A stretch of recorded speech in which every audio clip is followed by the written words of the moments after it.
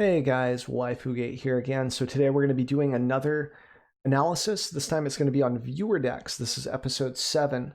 I usually release these videos on Saturday and we record them on Thursday. So if you want your deck reviewed, usually we just look into the sideboard if it's a best of 3 deck. Of course, if it's best of 1, obviously we kind of look at the tech choices for best of 1, etc. And we take a look at the main deck to see, what Aether Gust is for, what this card might be for, what are you trying to counteract in the meta, all of that stuff, and what changes I might make to your list as well. So if you guys are interested in that, simply stop by the stream around 6 p.m. Central Standard Time, CST. Usually record that on Thursdays, so that'll happen. Also, we have a code giveaway for this video. There'll be an MTGA code giveaway for an individual card reward. Details on that are down below as well in the see more details thingy. We keep a leaderboard for best and worst card pulled. So if you want some bragging rights or whatever, if you want to have a little bit of fun, let me know what you get in the comments below. It's just sort of there.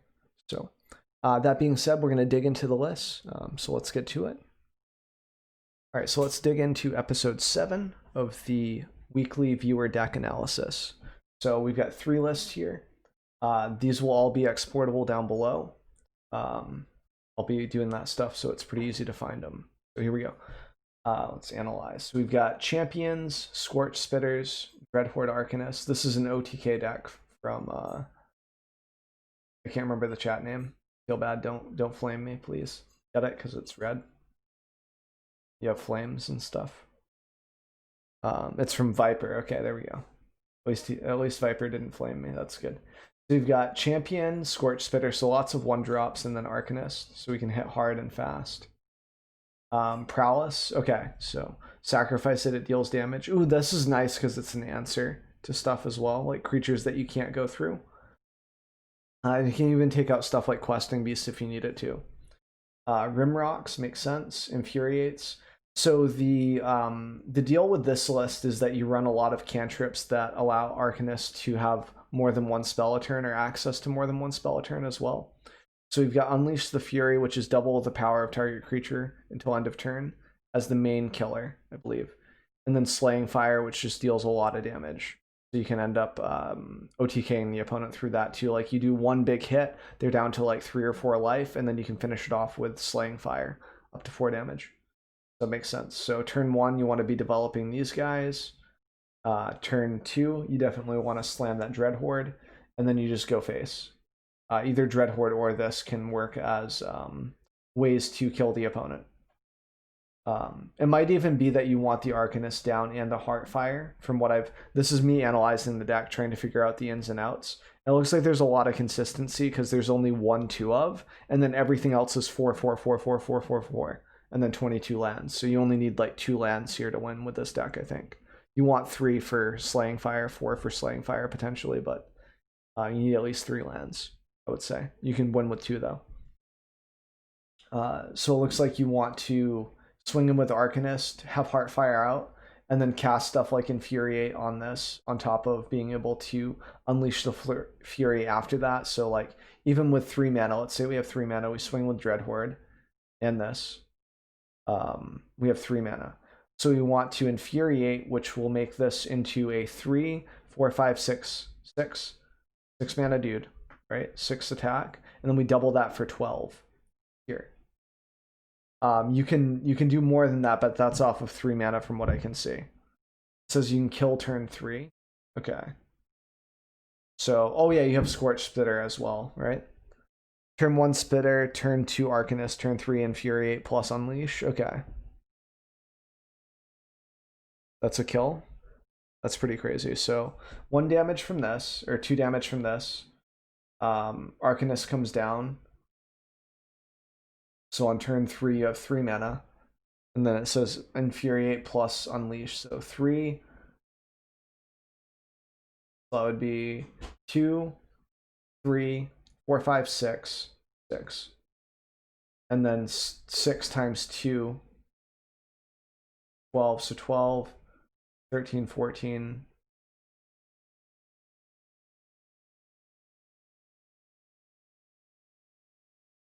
That's lethal. Infuriate on Arcanist, then double Arcanist, and double Arcanist again.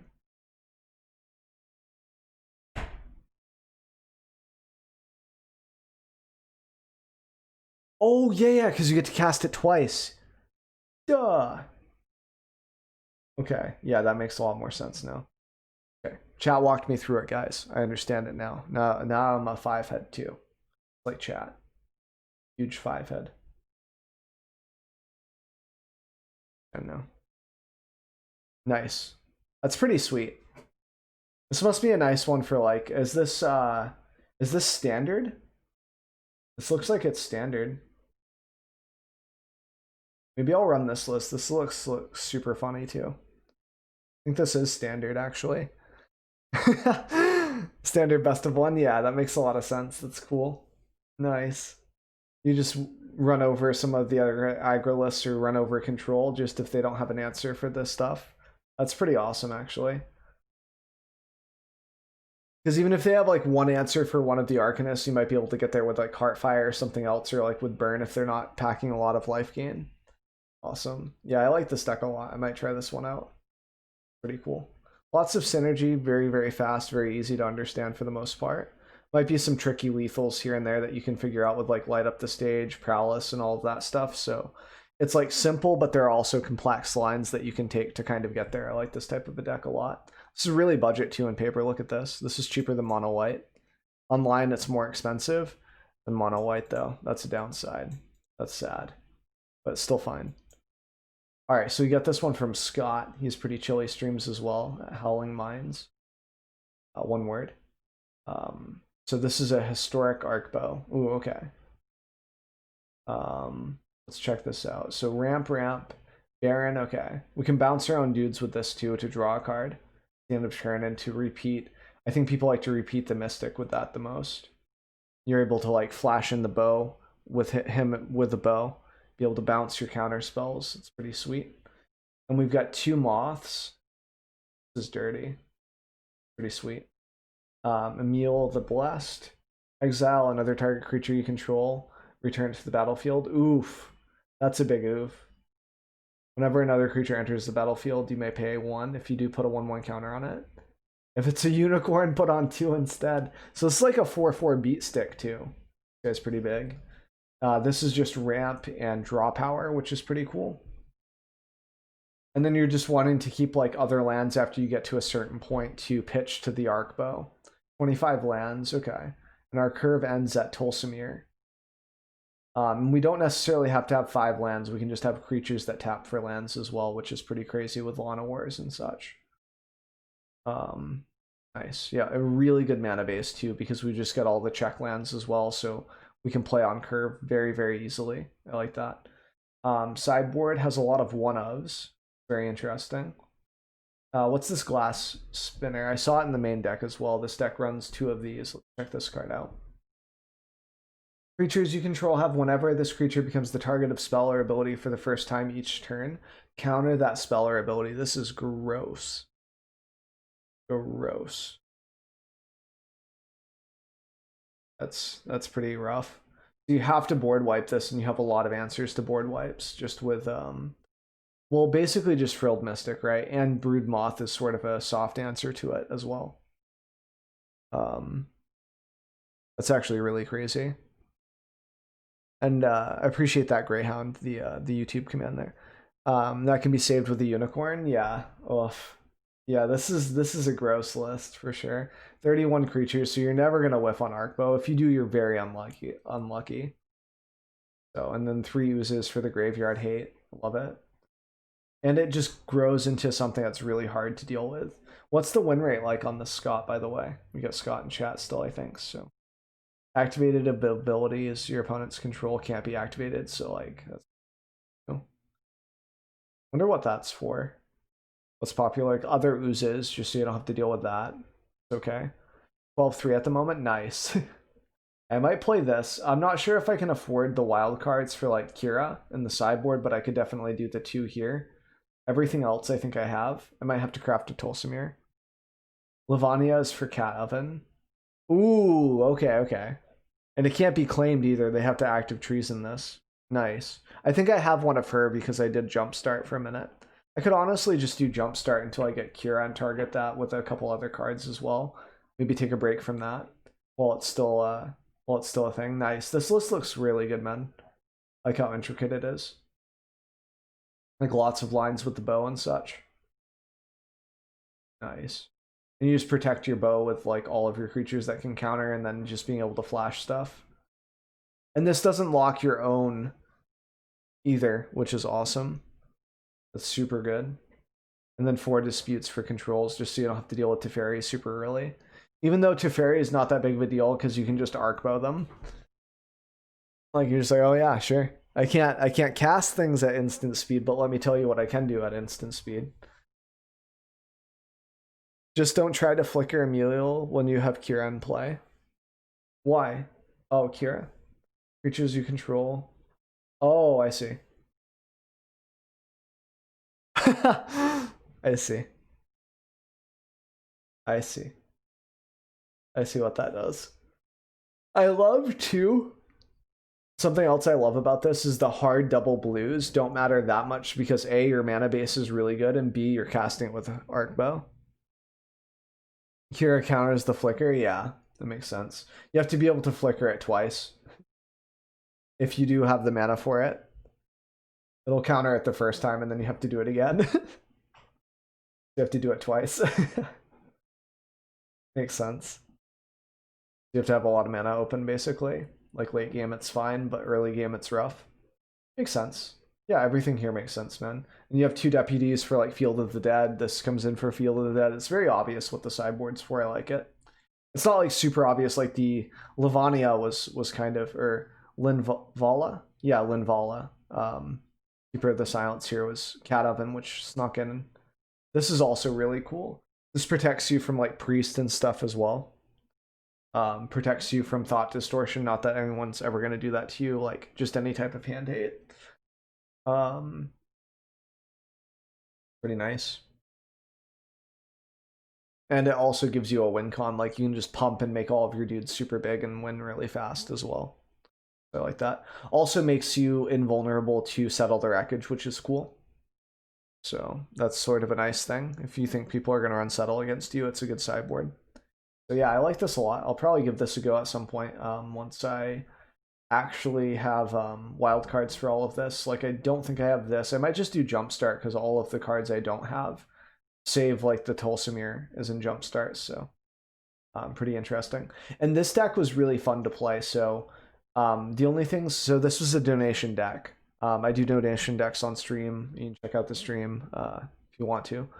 But this was like a $15 donation. So we ran this through Best of One, or we're running it through Best of One right now. I'm waiting for Lou to pop back in and be like, hey, did you finish enjoying the deck donation? Because he ended up poofing for a while. Like he wasn't responding when I was like, because normally when I do deck donations, and the hand is close, I'm like, do you want me to mull this or not? Since this is on, like, you know, what do you want to see? Like, would you mull this?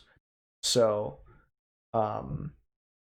basically what this does is this is just aimed against goblins just for some action, just for some life gain. It can snowball harder than goblins sometimes, but I think logistically the goblins deck might be more consistent, if that makes sense. But with the sideboard where you have Kaya's Wraths and Settles and stuff, you might be able to get there against goblins as well, especially like Remorse potentially, like being able to take away key cards from them potentially. It's not terrible. And you know, it's just interesting. It's pretty fun. So basically you just develop creatures early game, you have Tide Takers, you have a lot of Afterlife, a lot of sustain basically. A lot of repetition and such as well, like just being able to be like, okay, well, I'm going to play this creature, etc. There's a lot of consistency with the 4-ups here. And then we've got 2 Wraths just in case. The Wraths actually win you the game. The Wrath might actually be the win con here, all right? So you Wrath while you have like Blood Artist plus, where else? The Cruel Celebrant, basically the same effect. And you just do double damage based on how many creatures are on the field. So if there are 10 creatures total on the field between you and your opponent, and you go to Wrath, you win the game if they're at 20 life, if you haven't pressured them at all. And we actually won all of our games by wrathing ourselves so far with the list. It's very, very funny. So I recommend it for best of one if you're just looking for kind of a funny deck once in a while. You can smoke goblins with it, but oftentimes they can just OTK combo you, which is really frustrating. But hopefully there's like a balance for that someday. Like, I don't know if it's okay or not. It's very close to Winota, but this isn't like a, gripe about goblins type deck. It's just something to talk about in the meta. You also have Tower here. So it might be like a little weird to see 23 lands and Citadel on the same list, but between Priest giving you 2 lands here, like 2 mana, and Phyrexian Tower being able to sack something with Afterlife, you can cheat this out pretty early on, and then you can kind of just snowball, do a bunch of stuff, like throw a bunch of dudes on the table, and then just wrath it, and you win. Or you just sack them all to the Citadel, etc. Like you win 7 ways to Sunday once you're actually online. So just lots of cheap creatures. Serrated Scorpion also does a ton of damage when you wrath. Like you have Village Rites to make the deck tick as well. Sack after you block, etc. Like it's just a draw and go deck sort of deal. Like not draw and go, but like play creatures, draw when it's looking bad, find your board wipe. And also Bastion mimics Cruel Celebrant and Blood Artist as well. So you have like 10 of those effects, which gives you a lot of consistency, especially if you're burning through your deck with Citadel. The original list had 3 Citadel, 22 lands, but Lou said that he ended up cutting or they ended up cutting, I shouldn't say he, they ended up cutting a planes for the Citadel. And then I did MTG on Curve, and we actually have a really good chance to cast everything like at 90% up. So it's pretty easy to have reliability there as long as you draw your lands, and you have a lot of vision with Woe Strider as well. You can scry, keep Citadel going forever basically between playing creatures, very much like a food deck would, but you have a lot more life gain and a lot more burst damage. Like you can just OTK someone with the Kaya's Wrath. Like it's pretty insane, and I've been enjoying it. We also changed in regards to the deck donation thing, like because I tried to give feedback on what I would change. I changed out, I think it was 1 swamp for the Isolated Chapel as well. And then I changed out their copies of Duresses for the Nicolas Cage Duresses because they're just superior in every single way compared to the other Duresses that we have access to on MTG Arena. So those are the major changes. And the other changes, like this sideboard kind of makes sense, but I haven't really gotten into that too much yet. In regard, like I've been focusing on trying to play the deck, trying to pilot it and understand it before I give feedback on the sideboard, if that makes sense. So that's pretty much it. I'm not sure why we're not running Veto or Revenge. Like I know that that's a combo and you can do that for sure, but it seems like it's just more creature focused and being able to have blockers early game against some of the more aggressive lists like Gruul and Mono Green and elves and such, and the what's it called? Goblins. Like having Death Touch for Muxus is kind of okay. Although if Muxus is out, you probably lost. Unless you have a Wrath and you can just kill them the next turn. But other than that, it's been a really fun list to pilot. So I'd say my favorite out of these 3, it's close between like the mono red and this. This is pretty good. It's just not my flavor of deck. But if you like the Roostocrats type of deal and you're looking for something kind of nice and spicy, I highly recommend this to those types of people. It's pretty okay in best of one thus far. And this looks really, really fun. Like this looks more like my type of a deck where we have a lot of intricate plays, a lot of fancy plays that you might not see otherwise with like all of the different interactions with creatures and the brood moth. Like I just love the look of this one. And then this one looks really, really quick. Like if I'm just going to slam the ladder and I don't really want to think too hard, this looks really fun because you basically just look for your maximum amount of damage with the creatures that you can put out, and then you just go. And the fact that this can win on turn 3 is insane for just grinding best of one and seeing if you have it or not. And then if you get board wiped, you might still be able to win off of the top deck if they don't have any like Teferis to bounce and such and to tempo you out. Teferi ruins this deck, but other than that, it's really hard to stop. Like if you're going first with this list, it's insane. So hopefully that gave you guys some brew ideas, maybe something to work with, maybe something you just check out. Lots of spicy lists. Personally, I'm probably going to check out that Flash list by Scott, Howling Minds. That list looks like super gas and super good fun, like lots of interaction, lots of intricate plays. Especially like since you can counteract your own creature's abilities if you're not watching it. So it feels like it really rewards you for being a good player. So I'm into that. That mono red list looks pretty hot too. So if you guys are interested in your lists, you can like having your own list. You can drop a comment below. Something I can check out for next week on this video series. And if you guys want to, there'll be an end panel where you can hit subscribe or check out another video. And if you guys have any comments or questions, feel free to drop them below. And or drop by my stream. Usually stream from 2 p.m. CST until about 8 p.m. CST Central Standard Time. And thanks again for checking out the video. Hope you guys have a good rest of your